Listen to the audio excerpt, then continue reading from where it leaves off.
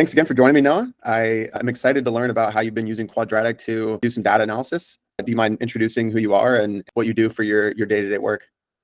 Absolutely. So my name is Noah Harshbarger. I analyze data for products at my company. So on top of doing some basic software engineering duties, I also pull a lot of transactional data for financial services. We had just started doing investments, but we also have deposits and withdrawals, utilizing things like Plaid, things like that. So I've done a little bit of everything in terms of financial services and fintech. Okay, cool. And so what is your typical process for analyzing data at your company, and what was the general motivation to try out a tool like Quadratic? So I usually do a couple different things. So I grab a lot of data from Snowflake. Snowflake is one of our biggest providers. And so we stick a lot of that data inside of warehouses. And then as well, we have some Kafka event streamings as well, that we control with alerts and triggers and things like that, just specific transactional data. But besides that, we use a lot of different external tools to ensure that all of our money is going in and going out. So we have a lot of ACH transfers, not a lot of wire transfers or anything like that. So a lot of ACH transfers. So it's a lot of transactions. I would probably say, I think it's like 1.3 million for Europe daily, and then probably about a little bit less in the US. I wouldn't say it's about as much. So we use a lot of different things. So usually what I'll do is I like to stack that stuff up in the warehouse, and then I like to clean it up into our own Postgres databases, hosting that wherever we can. And then we have our own services for providing it, but sometimes I'll use like Supabase or something like that if I need something quickly. So with Quadratic, mostly what I was trying to do is find a way to allow the cleaning of data. So a lot of the times when you receive the data, it's extremely messed up. There's text and non-text fields. There's a lot of different columns that don't have a lot of data in them. Some that have skewed data. So I really wanted to use Quadratic as sort of a way to get an all-in-one, I guess a Swiss Army knife, as far as it goes, worth of data tools. Okay, cool. So it sounds like some of your sort of challenges with your previous workflow are around cleaning data. What were the specific tools? Like, did you export data from your database to Excel in the past to do some sort of manual cleaning? Maybe you could just quickly touch on some of the sort of problems or frustrations that you faced with your previous tools. Yeah, absolutely. So we use a lot of, so for example, we did use a lot of Excel and then a lot of Google Sheets as well. So I know generally Excel and Google Sheets, or any data software that you use, there are finite, or there are nuances. And so you can export them from one or to the other, and you can pull that data from wherever you want. But I think one of the biggest challenges that you run into is that everyone wants something specific, or they want it in their own format. So specifically stakeholders will either want it in a Google Doc sheet, or they want it in Excel. And there are a lot of different nuances. They can be tiny, but a lot of times you find problems within that. And so I liked Quadratic for the way that you were able to simplify that, and you weren't constrained by those nuances as much as you are using Excel or Google Docs. You have everything in the same place. So if you want to grab a CSV file, put it into Python, and then run a report or run a key metrics report, a lot of the times you have to switch between, let's say, Google Sheets, export that to a CSV file, put that into VS Code, host that database somewhere, get that connection string, hook that up to VS Code or whatever your IDE is, and then kind of juggle all those things at the same time. And then you're also having to use a lot of RAM and a lot of CPU usage. So a lot of the times you're struggling with longer bandwidth, a lot more memory usage. And so I think that's one of the main challenges, was trying to kind of simplify that whole process in kind of a way that works for everyone, more or less. Okay, that's awesome. Yeah, so for this specific use case that we're going to go and walk through today, we weren't able to use confidential data from your actual job, unfortunately. So we ran through some demo data in Quadratic. Maybe you could describe quickly the specific business problem that you solved just in the past week with Quadratic. So some of the specific, so I did a little bit of everything just to kind of play around with the software. Quadratic has a lot of, I mean, it has limitless potential. But one of the biggest challenges that I face is trying to monitor our KPIs as stringently as we can. So I used a lot of product data. I switched some of the names and then some of the customer satisfaction rates, things like that. And then use Quadratic to track key product metrics and then better understand our user behavior. And then try to use the AI agents and then some forms of Python and SQL and things like that, and then generate actionable insights. Okay, great. Maybe you want to go ahead and share your screen and we can talk about your process and the experience that you've had in Quadratic. So what was your very first impression of Quadratic? Getting in here, did you have any issues connecting data? Like, what was the first step that you took? So I did connect some data. I can go ahead and show that. So I connected the Quadratic demo data right here, creating a spreadsheet that I had before. I didn't have too much of a problem.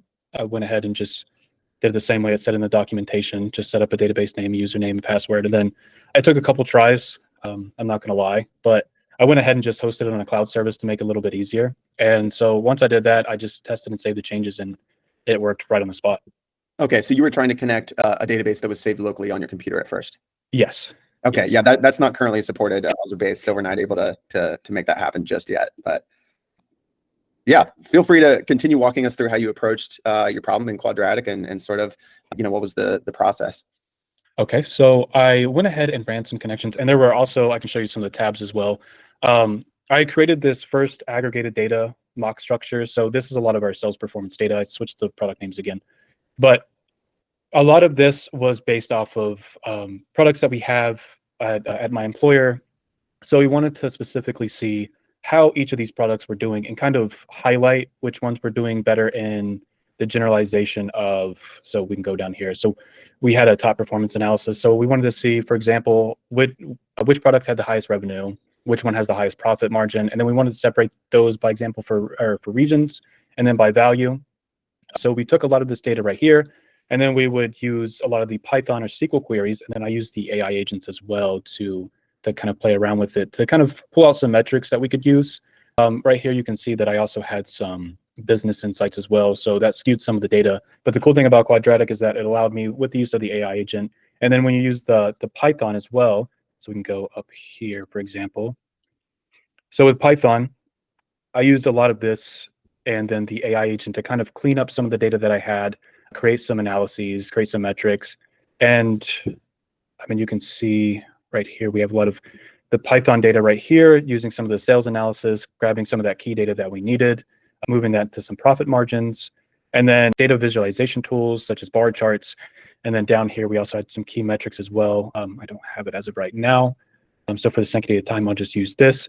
So a lot of this was based off of Python queries that we had run before. However, like I said before, a lot of the bandwidth that you use would require you to use 2 or 3 different softwares or 2 or 3 different tools, especially with data visualization. I mean, you could either be using R or using a lot of those CSV files to create actual visualizations. But with Quadratic, I was able to put into Python and create a revenue comparison chart just using a Python formula. And if you ever made a mistake, I mean, even down to parentheses, I mean, no AI model is going to be perfect, but I would say this was pretty close. It was extremely intelligible. It could walk me through. If you make a mistake and then it spills out or it errors out into a cell, you can click right onto it, and then it'll allow you to actually see what the problem is and then expand on that. Okay, yeah, the Python chart that you have above there, it's basically, a pivot table if you would have done this analysis in Excel or Google Sheets. Is that right? Sort of just a summary of some of the key data points that you were looking at from that larger, is it a CSV or a database query? So this specifically was a database query.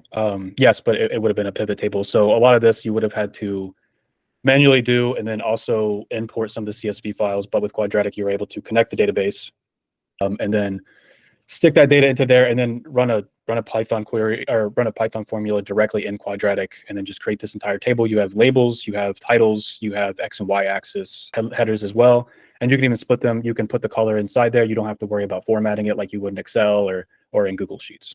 Right. It doesn't really seem like the most complex, chart you've ever seen. It's really just a simple summary, but perhaps maybe the most difficult part of getting to this insight with your previous workflow was the data access. Is that right? Or the data cleaning, basically the setup of getting the right data onto the sheet and then turning it into a data visualization. It sounds like you've used multiple tools to get to this, simple insight in the past. Is that right? Right. So we could use a couple different ones. So for example, in JavaScript, you could use D3 charts or rechart or something like that. You could use the R programming language. So a lot of this would go into multiple programming languages, or if you were to go into Google Docs, you would spend the whole day actually formatting for a simple chart that you would use at a stakeholder or a quarterly meeting. But with this, I was able to do it in a couple of minutes. That's awesome. Cool. Yeah. So show me the actual, did you write any SQL? It looks like the table that you have on the top left there is a CSV export. Is that right? In column A? Yeah, so this was actually pulled, or excuse me, this one. Oh, okay. There's the Postgres. Yeah. So I just did a very simple select from public users. I also used the schema table from actually importing the connection right here. And so, I mean, you can limit this to 25 if you wanted to. And then, I mean, pretty much anything you wanted to do in SQL. I think we also had another one. We don't have it anymore. So I will go ahead.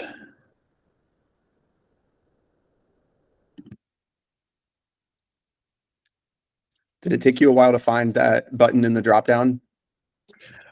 So not the Python formulas. The SQL one, I had a little bit of trouble finding it originally, just because I was trying to look for the same coding file. But no, it wasn't too bad. So we'll go ahead and select this one. So a lot of this, I'm not sure if you want me to go through the whole thing. So just walk me through sort of your goal here. So in one of my videos, I did a SQL query utilizing, so let's say, for example, we wanted to grab a count of like a simplified user analysis group by cities, for example. And so we wanted to split that by an established market, growing market, or emerging market. And then you could also throw a case in there for new markets as well. So a lot of the time, you would also have to put this in there as a SQL query, and you'd have to grab that SQL query, generate that data, export it to a CSV file somewhere, and then pull that in through a Python formula, what have you. But with Quadratic, you're able to do specific functions. So let's say I want to grab a count of total users, and then we'll go ahead and divide that by the count. Let's say over, we'll do, and I think a really cool thing about this is, oh, it's not showing me now, but a lot of the time with Quadratic, just like you would use on any other IE, you have these little hinters down at the bottom here. Oh, there they are right there. So they even show you capabilities of actual functions or actual definitions that you can use. And this isn't just specific to SQL. This can be specific to Python or JavaScript. I don't have any JavaScript in there, however, you can also use it with JavaScript as well. And I thought that was a really cool feature. I know we had talked about some packages and things like that not being already put into Quadratic at this time, but I was able to do a lot of stuff that I would normally do as a data analyst inside of Quadratic with the packages that I needed. So I could use, for example, Plotly or something like that. You seem like a pretty confident coder. You know, I haven't seen someone yet in Quadratic spend you know, a whole few minutes describing what they are trying to accomplish, but then instead write it out in perfect syntax. I think have you had a chance to try out the code chat? Like maybe once you're done writing this, you could just explain in simple terms to the code chat, see if it writes the same SQL as what you're writing manually, since we know that what you're writing is exactly what you're looking for. Absolutely. So I'll go ahead and finish this up. So like I said, I'm gonna finish this up as an else statement, and we'll put that as, oh, excuse me, and then finish that, and then we'll put this something like market maturity or something like that. And so pretty much all that I'm doing right now is running a pretty simple SQL query. I mean, it's not super. I don't expect anybody to come in here and to be able to write something like this, but I've had a couple shots at it, so I've gotten a lot better over the past couple days. And honestly, Quadratic makes it a lot easier than a lot of different IDEs, or just trying to write like a formula inside of Excel or a Google Docs. So what I'm writing right now is I'm just going to write this group by city formula. So I'm going to try to find all the markets that we have based off users, and then based off cities as well. So I had written one a while back while I was testing it, and it was for actual specific cities and what their market maturity was. So let's say, for example, New York City, Los Angeles, things like that. Chicago, and then group those by Midwest, West, Eastern. And then I came to the point where I kept making more and more data, and it started to become kind of a problem. So for the sanctity of time, I kept it a little loose on the SQL. I felt like it wasn't going to showcase much more of what I was doing. So this one is just a pretty simple explanation of, we have these total users right here. We have a list of, I believe it's 100 for the demo. And then using this as well. And then I think we'll just use this one right here. And so I'm not sure.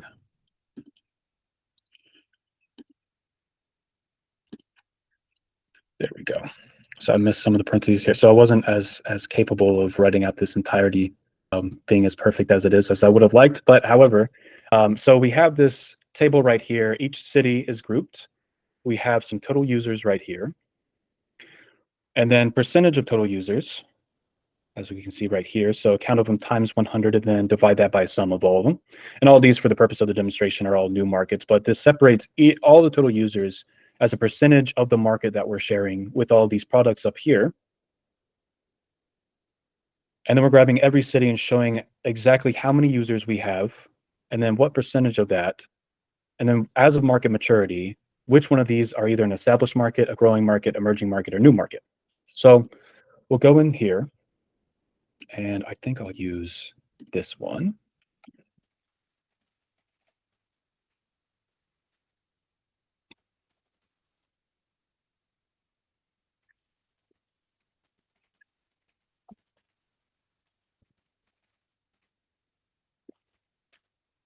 And then I'll go ahead and just use this as a reference as well.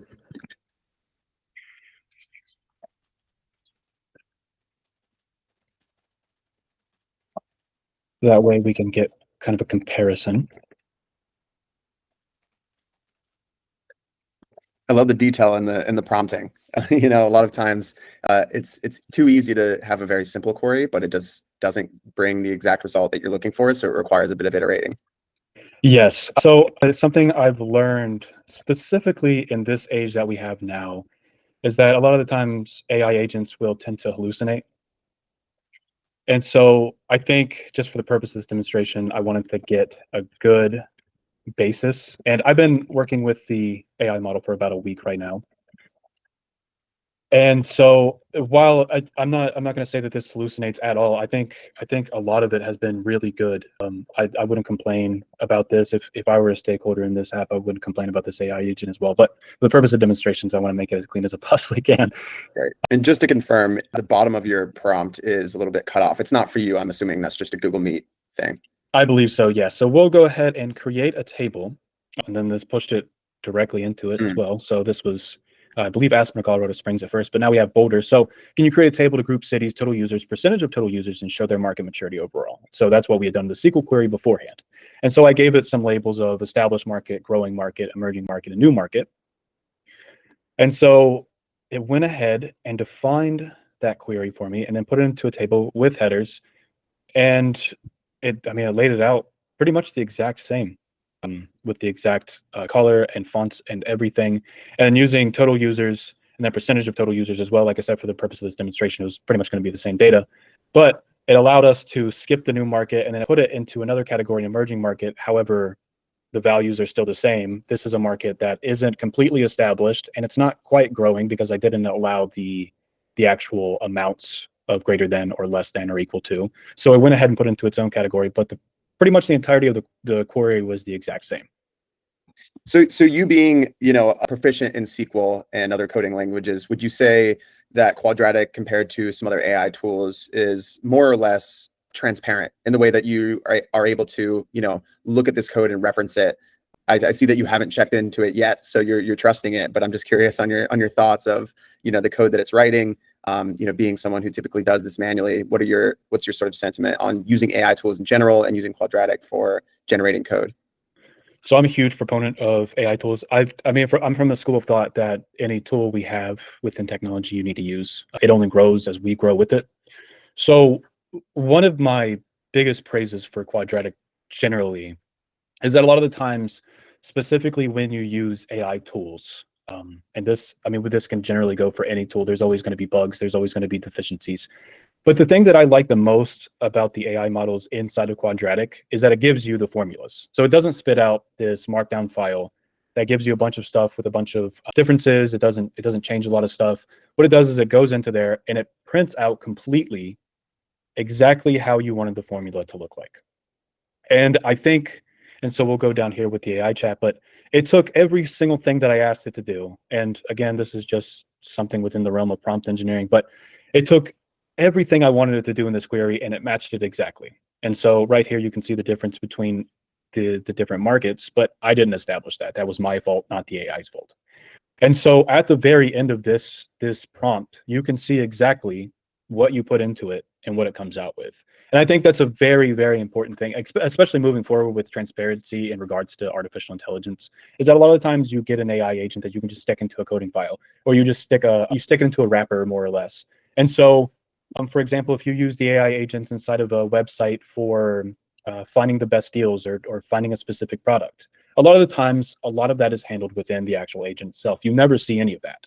It'll tell you that it's thinking, it'll tell you that it's computing, and then it'll spit out a bunch of random information. And most of the time it either hallucinates or it thinks it gives you the best result. However, with Quadratic, specifically in the AI agent, it gives you an actual analysis and it gives you the code. And if you want to change it, so in this example, I think that it was emerging market. So we'll put this as new market and then we'll put this as emerging market. We'll go ahead and run it again. And exactly what you wanted it to do, it did. So it's the spreadsheet actions that you can trust. I mean, spreadsheet formulas in SQL are never going to be incorrect. So using Quadratic's AI just to write that code, and then you could go into the spreadsheet and reference it, see that it did in fact write the wrong thing. So now you can go in and edit the code or ask it to fix its mistakes.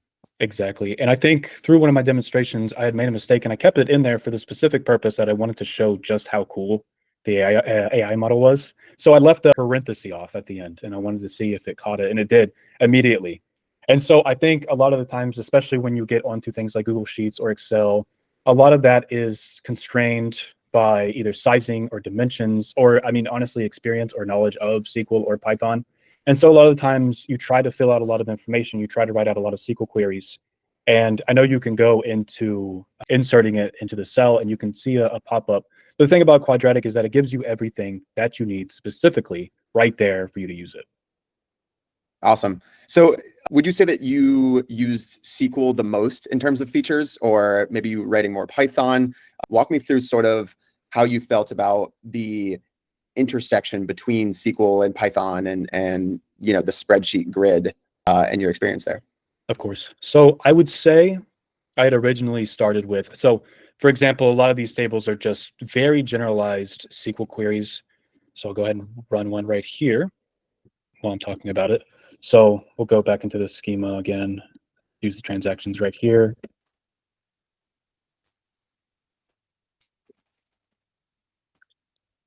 So I'd originally started with SQL. I wanted to see what exactly I could do with SQL, because I mean, most of the time, that's what I use. I use SQL a majority of the time. And so I wanted to get a pretty comfortable feel for it. I didn't go a little too overboard with the SQL queries as I would have liked far in, but again, I couldn't use all of my data accessible to me for confidentiality purposes.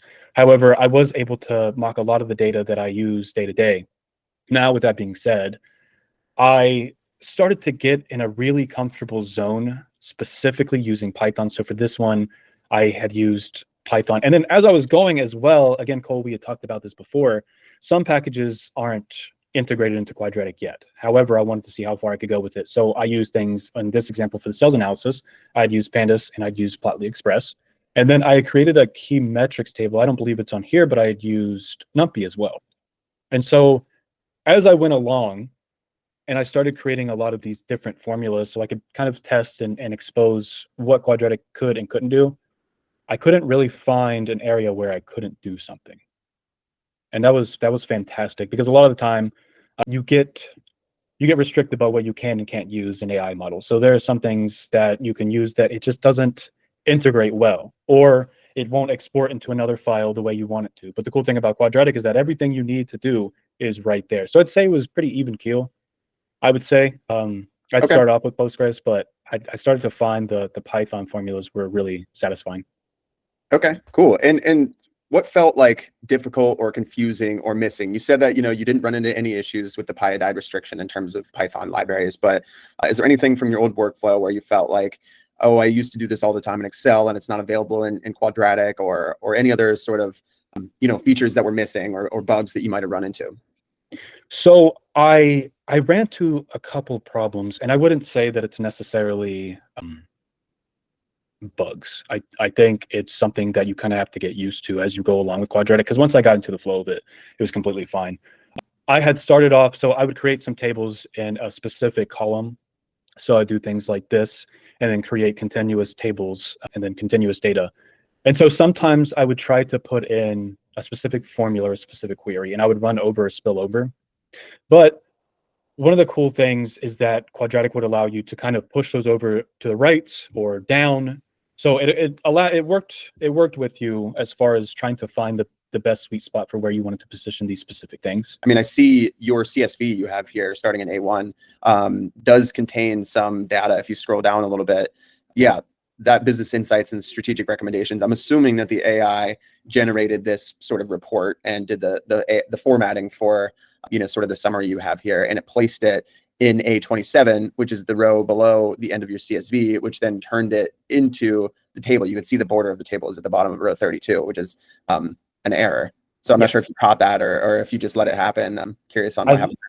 I like the way it looked. I like the spillage right here. And then I wanted to use it because I'd seen this portion right here, and then kind of how it spilled over the rows right here, because you get to a certain point and then it'll stop with the regions. But then I'd gone to the data exploration and then the sales analysis right here. So I thought, why not just use it for the video? So I hadn't caught it at first. And so when I'd seen it initially do that, it errored out into that spill.